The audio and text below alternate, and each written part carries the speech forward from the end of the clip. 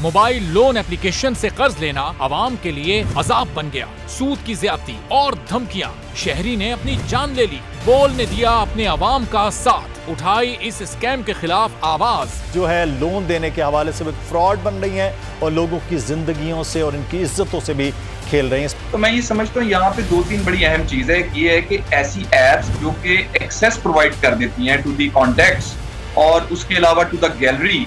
बोल की खबर पर इदारों ने भी कस ली कमर, लिया एक्शन। बोल की काविशें बराबर साबित हो गई। ऑनलाइन कर्ज माफिया के गिर्द घेरा तंग हो गया है, क्योंकि बोल है पाकिस्तान का नंबर 1 न्यूज चैनल। सब्सक्राइब करें और बेल दबाएं ताकि कोई खबर रह न जाए।